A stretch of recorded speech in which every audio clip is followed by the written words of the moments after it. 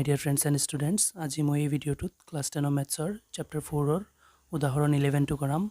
আৰু সো ইয়াৰ আগৰ ভিডিওবোৰত মই এই চ্যাপ্টাৰৰ যিমানটা এক্সাৰসাইজ কোৱেশ্চন আছে সকলো কেইটা কৰাই দি দিছো আৰু বাকি উদাহৰণ কেইটাও কৰাই দি দিছো যিকেইটা লিংক তোমালোকে ভিডিওৰ ডেসক্ৰিপচনত পাই যাবা চাই লবা এতিয়া হা কোৱেশ্চনটো ষ্টাৰ্ট কৰো সো কোৱেশ্চনে কি কৈছে দুটা ক্ৰমিক অযুগ্ম অখণ্ড সংখ্যা উলোৱা যাৰ বৰ্গৰ যোগফল 290 এতিয়া সো কোৱেশ্চনে কি কৈছে মই ভালদৰে বুজাই আছো ইয়াৰ আগতে সো দুটা কথা তোমালোকে বুজিব লগা এটা হৈছে ক্ৰমিক আৰু এটা হৈছে অযুগ্ম সো প্ৰথমতে অযুগ্ম বুজাও সো অযুগ্ম মানে হৈছে ধৰিলোৱা 3 5 9 এইবোৰ একোটা অযুগ্ম সংখ্যাৰ উদাহৰণ এতিয়া সো এইবোৰ অযুগ্ম সংখ্যাৰ উদাহৰণ কেনেকুৱা মই বুজিব পাৰিলো সো তোমালোকে সৰুতে সাগে জোৰ বেজোৰ খেলি আহিছা জোৰ কোনবোৰ সংখ্যা কোৱা যিবোৰ ধৰিলোৱা 2 4 6 এনেকুৱা জোৰা জোৰা থাকে সেইবোৰক জোৰ কোৱা আৰু এইবোৰক অসমীয়াত যুগ্ম সংখ্যা বুলি কোৱা হয় আৰু ধৰিলোৱা 3 5 9 11 এনেকুৱা টাইপৰ সংখ্যাবিলাকক তোমালোকে বেজোৰা কৈছিলা বেজোৰ কৈছিলা তেনেহলে অসমীয়া এইবোৰক কি বুলি কোৱা হয় অযুগ্ম বুলি কোৱা হয় তেনেহলে অযুগ্ম কৈছে ইকুৱেশনত আৰু সো ক্ৰমিক ক্ৰমিক মানে কি সো ধৰিলোৱা 3 ৰ কথা কৈছে 3 এটা অযুগ্ম সংখ্যা তেনেহলে ক্ৰমিক কি হ'ব ইয়াৰ ক্ৰমিক সংখ্যাটো কি হ'ব ইয়াৰ নেক্সট সংখ্যাটো হ'ব ধৰিলোৱা 3 ৰ পিছত অযুগ্ম সংখ্যা কোনটো হ'ব 5 5 ৰ পিছত আহিব 7 সো এটো হৈছে ক্ৰমিক 3 ৰ ক্ৰমিক অযুগ্ম সংখ্যা হৈছে 5 5 ৰ ক্ৰমিক 7 মানে এনেকুৱা নেক্সট টু সো ইয়াতে কিমান কে বাঢ়ি আছে সো 3 ৰ পিছত যদি 5 এটা অযুগ্ম হয় ক্ৰমিক হয় তেনেহলে 2 2 বাঢ়ি আছে নহয় 3 4 5 মানে 3 লগত 2 এড কৰিলে নেক্সট আমি অযুগ্ম সংখ্যাটো পাই আছো 5 ৰ ক্ৰমিকটো কেনেকুৱা হ'ব 5 ৰ লগত 2 এড কৰিলে আমি 7 টো পাই আছো 5 ৰ পিছত নেক্সট অযুগ্ম সংখ্যা 7 নহয় নেকি তেনেহলে এটো কেনেকুৱা পাম 5 ৰ লগত 2 এড কৰিলে ঠিক তেনেদৰে সোৱা কোৱেশ্চনত আমাক দুটা ক্ৰমিক অযুগ্ম অখণ্ড সংখ্যা কৈছে তেনেহলে আমিতো নাজানো দুইটা কি এটাও নাজানো দুইটা কেনেকুৱা জানিম সোৱা এতিয়া তেনেহলে সোৱা এটাক আমি ধৰি লম x x যিমানে হওক তাৰ লগত কিমান এড কৰিলে তাৰ পিছতটো পাম ক্ৰমিক হ'ব এটো ক্ৰমিক হ'বলৈ হলে তাৰ নেক্সট হ'ব লাগে তেনেহলে তাৰ লগত কিমান এড কৰিব লাগিব 2 এড কৰিব লাগিব তেনেহলে এটা হ'ব x আনটো হ'ব x + 2 যেনেকুৱা সোৱা মই ইয়াতে বুজাইছো 3 ৰ পিছত 5 আহে 3 আৰু যদি দুটা ক্ৰমিক সংখ্যা কোৱা হয় 3 আৰু 5 দুটা ক্ৰমিক অযুগ্ম সংখ্যা যেনেকুৱা সোৱা 3 তাৰ পিছত 5 5 টো 2 এড কৰাৰ পিছত আহিছে 5 আৰু 7 দুটা ক্ৰমিক অযুগ্ম সংখ্যা যেনেকুৱা সোৱা 5 5 ৰ পিছত 7 টো 2 এড কৰাৰ পিছত আহিছে তেনেহলে ইয়াতো তেনেকুৱা যদি x এটা অযুগ্ম সংখ্যা হয় তেনেহলে ইয়াৰ ক্ৰমিকটো কেনেকুৱা হ'ব ইয়াৰ লগত আৰু 2 এড কৰিলে মানে সিৰিয়ালি এটাৰ পিছত আনটো ক্ৰমিক হয় তেনেহলে এটো অযুগ্ম হলে নেক্সট অযুগ্ম আহিবলৈ হলে 2 বঢ়াব লাগিব এতিয়া সাগে ইয়াতে তোমালোকে বুজি লৈছা এতিয়া আমি এইখিনিক ধৰি লম সো কোৱেশ্চনে আমাক কৈছে নহয় দুটা ক্ৰমিক অযুগ্ম অখণ্ড সংখ্যা উলোৱা তেনেহলে আমি যেটো উলাব লাগে সেইটোৱে ধৰো তেনেহলে ইয়াতে তোমালোকক যেনেকুৱা বুজাইছো ধৰি লম এটা অযুগ্ম সংখ্যা হৈছে x তেনেহলে নেক্সট টু x + 2 এ হ'ব ইয়াতে আমি ধৰো সো ইয়াতে মই লিখিছো ধৰো দুটা ক্ৰমিক অযুগ্ম অখণ্ড সংখ্যা তেনেহলে কি কি হ'ব সোৱা এটাক ধৰিলো x এটা যদি x হয় তেনেহলে আনটো কি হ'ব সোৱা x ৰ নেক্সট টু x যদি 3 হয় তেনেহলে ক্ৰমিক কলে তাৰ পিছতটো হ'ব 5 x যদি 5 হয় তেনেহলে তাৰ পিছতটো হ'ব 7 তেনেহলে কেনেকুৱা হ'ব x + 2 মানে সো ইয়াতে মই যেনেকুৱা বুজাইছো এটা যদি x হয় আনটো x + 2 হ'ব ক্ৰমিক হ'বলৈ হলে মানে সিধা নেক্সট টু এটো অযুগ্ম হলে তাৰ নেক্সট অযুগ্ম সংখ্যাটো আমি 2 এড কৰিলে পাম সো এটো যদি 7 হয়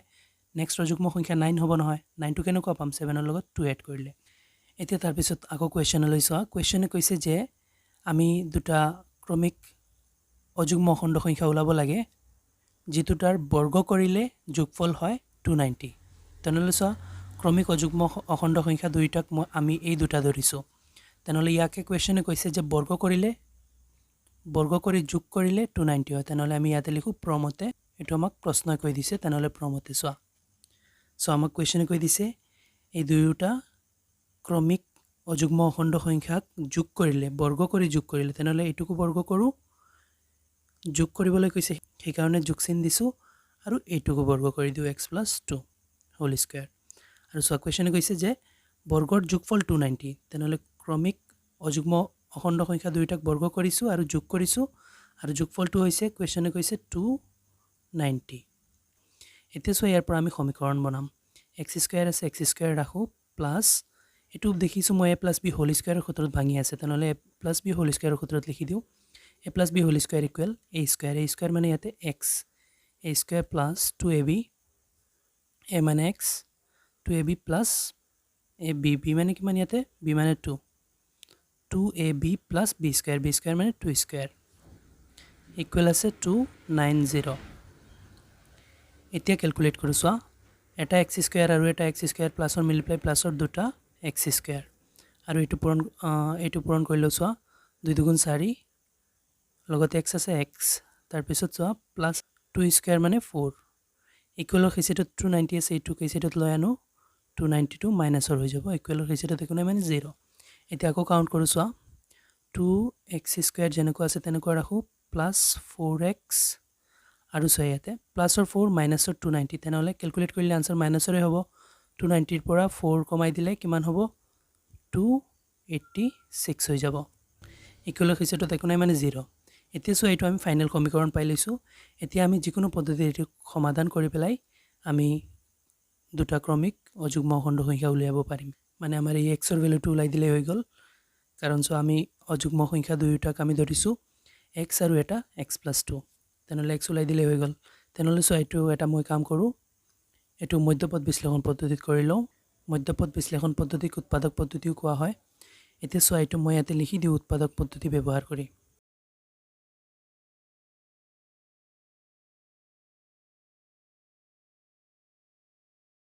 সো লিখি দিছো এইটো আমি সমাধান কৰিম উৎপাদক পদ্ধতি ব্যৱহাৰ কৰি সেই কাৰণ লিখি দিছো উৎপাদক পদ্ধতি ব্যৱহাৰ কৰি পাও সো সমীকৰণটো কাকো এবাৰ লিখি লও 2x square plus 4x minus 286 0 এতিয়া সো মধ্যপদ বিশ্লেষণ পদ্ধতি বা উৎপাদক পদ্ধতিটো কেনেকুৱা হয় সো ফাৰ্স্ট আৰু লাষ্টটো হেল্প কৰে মিডলটো ভাঙাত মানে স্কয়াৰ টকাটো আৰু ধ্ৰুবক পথে হেল্প কৰে মিডলটো ভাঙাত কেনেকুৱা হেল্প কৰে সো প্ৰথমতে আমি ফাৰ্স্ট আৰু লাষ্টটো পূৰণ কৰিম সো পূৰণ কৰিলে কিমান হয় এইটো প্লাস এইটো মাইনাস প্লাসে মাইনাসে মাইনাস হ'ব আৰু 286 into 2 কিমান হ'ব 286 into 2 হ'ব 572 তোমালোকে পূৰণ কৰি চাই লবা মই মনে মনে পূৰণ কৰি লৈছো 286 ক 2 দি পূৰণ কৰিলে 572 হয় আৰু লগত x স্কয়াৰ আছে x স্কয়াৰ মানে 2x স্কয়াৰ আৰু মাইনাস 286 ক পূৰণ কৰিলে মাইনাসৰ 572 x স্কয়াৰ হ'ব এতিয়া সোয়া এই 572 ক মই ভাঙিম আৰু ভাঙিলে সোয়া আমি এনেভাবে ভাঙিব লাগিব যাতে পূৰণ কৰিলে মাইনাসৰ এই মাইনাসৰ 572 x স্কয়াৰ ওলাই আৰু এড কৰিলে টোটাল কৰিলে প্লাসৰ 4x ওলাব লাগে তেনেহলে প্ৰথমতে এটুক ভাঙো সোয়া উৎপাদকত 572 দুইৰে যাব পাছত দুবাৰ 17 2 8 গুণ 16 এক থাকিলে 1 আৰু 2 12 12 6 বাৰ আকৌ 2 ৰে যাব 2 তে বাৰ 8 4 বাৰ 6 3 বাৰ এতিয়া 2 ৰে না যায় 3 ৰে না যায় এতিয়া 11 ৰে যাব এটো 11 ৰে 14 তে বাৰ থাকিল 11 গুণ 11 থাকিল 3 3 3 33 ত 11 3 গুণ 33 13 13 এটা মৌলিক সংখ্যা আৰু না যায় এতিয়া সো মই দেখিছো পূৰণ কৰিলে আনসাৰ যদি মাইনাসৰ ওলাব হয় তেনেহলে এটা ৰাখিব লাগিব প্লাসৰ এটা ৰাখিব লাগিব মাইনাসৰ তেতিয়া হলে প্লাসে মাইনাসে মাইনাস হয় আৰু এটা কথা সোয়া টোটাল কৰি প্লাই আমি 4x প্লাসৰ ওলাব লাগে সেই কাৰণে আমি ডাঙৰটো প্লাসৰ ৰাখিব লাগিব সৰুটো মাইনাসৰ ৰাখিব লাগিব তেতিয়া হলে আনসাৰ প্লাসৰ ওলাব তেনেহলে সোয়া মই দেখিছো 2 11 22 আৰু 13 দুগুণ 26 আৰু 22 আৰু 26 ৰ মাজৰ ডিফাৰেন্স 4 হয় তেনেহলে এটো ওলাই যাব তেনেহলে সোয়া 13 দুগুণ 26 ইয়াতে লিখি দিও লগতে x লগাই দিও আৰু 2 11 22 লগতে x লগাই দিও এতিয়া সো পূৰণ কৰিলে এইটো হ'ব এইটো টোটাল কৰিলে হ'ব সোয়া কেনেকুৱা প্লাসে মাইনাসে মাইনাস 26 22 গুণ 572 x x x square so এইটো পূৰণ কৰিলে 26 into 22 পূৰণ কৰিলে এইটো কেনেকুৱা হ'ব মই কেনেকুৱা গম পালো সো কাৰণ এই দুইটাটো এই 572 ৰ উৎপাদক হে মই এই উৎপাদকৰ পৰা লৈছো পূৰণ কৰিলে তো এইটোই হ'ব সেই কাৰণে এইটো আৰু এক্সট্ৰা কে বুজাৰ দৰকাৰ নাই যে 26 আৰু 22 পূৰণ কৰিলে এইটো হয় নে নহয় এইটো আৰু ভেৰিফাই কৰিবই নালাগে কাৰণ আমি উৎপাদকৰ পৰাই এইখিনি লৈছো এতিয়া এইটো চাব লাগে সোয়া 26 টা x ৰ পৰা 22 টা x গলে প্লাসৰ 4 টা x থাকিব কাৰণ প্লাসৰ সংখ্যাটো ডাঙৰ তেনেহলে সোয়া মানে এই দুইটা এইটো ৰিপ্ৰেজেণ্ট কৰি আছে, এইটো ৰিপ্ৰেজেণ্ট কৰি আছে, মানে আমি এইটোক লিখিব পাৰিম 4x ৰ ঠাইত। তেনেহ'লে ৰিপ্লেচ কৰি দিওঁ। চোৱা 2x স্কুৱেৰ এইটো যেনেকুৱা আছে তেনেকুৱা থাকিব, অকল 4x ৰ ঠাইত এইখিনি আহি বহিব, প্লাছৰ 26x মাইনাছৰ 22x, তাৰপিছত এইটো যেনেকুৱা আছে তেনেকুৱা মাইনাছৰ 286 ইকুৱেল 0। এতিয়া কি কৰিম? চোৱা কমন ল'ম। এই দুইটাত কমন কি আছে? মই দেখিছোঁ 2 আৰু x কমন আছে দুইটাত, তেনেহ'লে 2x কমন লৈ লওঁ। ইয়াতে দুটা x আছে, এটা x ওলাই গ'লে এটা x থাকিব আৰু 2 গ'লগৈ, তাৰপিছত প্লাছ আছে প্লাছ। এতিয়া চোৱা 26ৰ পৰা 2 ওলাই গ'লে কিমান থাকিব? 2 13 26 হ'ব, তেনেহ'লে 13 থাকিব আৰু xটো এটা আছে ওলাই গ'ল, শেষ। ইয়াতে মাইনাছ আছে সময়ত, মাইনাছটো কমন লৈ লওঁ। এতিয়া চোৱা ব্ৰেকেট দুয়োটা, ইয়াতে যিটো ব্ৰেকেট বনাম এইটো আৰু সেইটো ব্ৰেকেট ছেইম হ'ব লাগে, তেনেহ'লে আমি কমনো এনেভাৱে ল'ম যাতে ব্ৰেকেটটো ছেইম হয়। তেনেহ'লে চোৱা x থাকিব লাগে, তেনেহ'লে কি কমন ল'লে x থাকিব? 22 কমন ল'লে x থাকিব। চোৱা মাইনাছে প্লাছে মাইনাছ হ'ব, তেনেহ'লে ইয়াতে প্লাছ ৰাখিব লাগিব। চোৱা minus plus minus 22 into x 22x। তাৰপিছত চোৱা এই 286ৰ পৰা কিমান ওলাই আনিলে চোৱা ইয়াতে 13 থাকিব। এইটো চোৱা আমাৰ 13 থাকিবই লাগে, তেনেহ'লে 13 মই বহুৱাই দিওঁ, কাৰণ চোৱা ব্ৰেকেট দুয়োটা ছেইম হ'ব লাগে। তেনেহ'লে চোৱা 22টো এনে নিজে ওলাই আহিছে, তোমালোকে পূৰণ কৰি চাই ল'বা। 22 ইনটু 13 286 হ'ব ইকুৱেল 0। চ' এইটো মই এনেকুৱা ডাইৰেক্টলি গম পাইছোঁ কেনেকুৱা, কাৰণ মই জানো যে ব্ৰেকেট দুয়োটা ছেইম হ'ব লাগে। তেনেহ'লে x থাকিব লাগে, তেনেহ'লেতো ইয়াৰ পৰা 22 আঁতৰাব লাগিব, 22 আঁতৰাব লাগিব। এতিয়া ইয়াতে 13 থাকিব লাগে নেক্সটত, তেনেহ'লে আমি 13 লিখি দিওঁ, কাৰণ 22টো আমি আঁতৰাই লৈছোঁ। ইয়াৰ পৰাও ল'ম, তাৰ পৰাও ল'ম, তাৰ পৰা 22 ওলালে 13হে থাকিব, কাৰণ ব্ৰেকেটটো ছেইম হ'ব লাগে। এইটো আৰু মই কেলকুলেট কৰা নাই,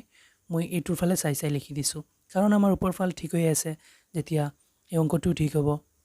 এতিয়া চোৱা তাৰপিছত ষ্টেপ হৈছে এই দুইটাৰে এটা ব্ৰেকেট বনাওঁ, 2x মাইনাছ 22 আৰু এটা হৈছে x প্লাছ, এই দুইটাৰ এটা কমন লৈ লওঁ, x প্লাছ 13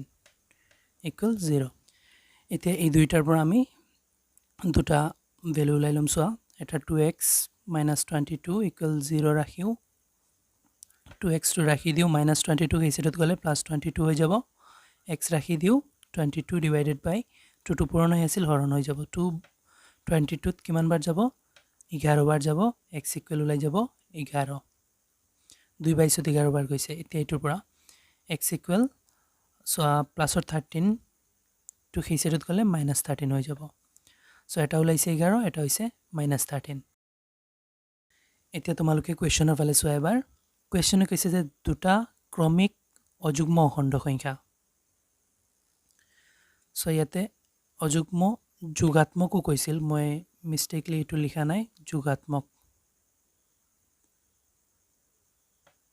চ' এইটো কৈছিল যে দুটা ক্ৰমিক অযুগ্ম যোগাত্মক অখণ্ড সংখ্যা, মানে অযুগ্ম হ'ব লাগে আৰু যোগাত্মক হ'ব লাগে। যোগাত্মক মানে কি? সংখ্যাবোৰ প্লাছৰ হ'ব লাগে, মাইনাছৰ নহয়। তেনেহ'লে আমি এইটো এৰি দিম, এইটো নিলিখোঁ, কাৰণ আমাৰ কুৱেশ্যনে কৈছে যে যোগাত্মক অযুগ্ম অখণ্ড সংখ্যা, তেনেহ'লে যোগাত্মক 11 ওলাইছে, 11 ল'ম। এতিয়া চোৱা ক্ৰমিক কৈছে নহয়, দুটা ক্ৰমিক অযুগ্ম যোগাত্মক অখণ্ড সংখ্যা। চ' এটা ওলাইছে 11, আমি ধৰিছিলোঁ x আৰু x প্লাছ 2, তেনেহ'লে আমি লিখি দিওঁ যে এতেকে এটা 11, xৰ ভেলু 11, তেনেহ'লে ইয়াতে মই 11 বহুৱালে কি হ'ব? 11 প্লাছ 2 13, মানে এটা 11 আনটো 13। তেনেহ'লে ইয়াতে মই লিখি দিওঁ যে দুটা ক্ৰমিক অযুগ্ম অখণ্ড সংখ্যা হ'ল x মানে 11, আনটো x প্লাছ 2 মানে 11 প্লাছ 2 মানে 13। লিখি দিওঁ ইয়াতে, এতেকে দুটা ক্ৰমিক যোগাত্মক অযুগ্ম অখণ্ড সংখ্যা হ'ল, চোৱা লিখিছোঁ ক্ৰমিক, দেয়াৰফৰ চোৱা লিখিছোঁ এতেকে ক্ৰমিক যোগাত্মক অযুগ্ম অখণ্ড সংখ্যা দুটা হ'ল কি কি? এটা হৈছে 11, xৰ ভেলু এটা x ধৰিছিলোঁতো, xৰ ভেলু 11 ওলাইছে যেতিয়া, এটা হৈছে 11 আৰু এটা ওলাইছে কিমান? 11 প্লাছ 2 মানে 13। এতিয়া চোৱা আমাক কুৱেশ্যনে কৈছিল যে দুটা ক্ৰমিক যোগাত্মক অযুগ্ম অখণ্ড সংখ্যা ওলাবলৈ যি দুটাৰ বৰ্গৰ যোগফল 290, তেনেহ'লে আমি ধৰিছিলোঁ x এটা, আনটো হৈছে x প্লাছ 2, তেনেহ'লে আমাৰ আনচাৰ ওলাইছে xৰ ভেলু 11, তেনেহ'লে এটা ওলাইছে 11, আনটো হৈছে x প্লাছ 2 টো xৰ ভেলু 11 ওলাইছে যেতিয়া 11 প্লাছ 2 13 হয়, সেইকাৰণে 13 লিখি দিছোঁ। তেনেহ'লে ইয়াতে চোৱা উদাহৰণ 11টো সমাপ্ত হৈছে আশা কৰোঁ তোমালোকে ভালদৰে বুজিব পাৰিছা আৰু বুজাত কোনো অসুবিধা হ'লে মোক কমেণ্টত জনাবা ভিডিঅ'টো ভাল লাগিলে লাইক এণ্ড শ্বেয়াৰ কৰি ল'বা চেনেলটো ছাবস্ক্ৰাইব কৰি দিবা থেংক ইউ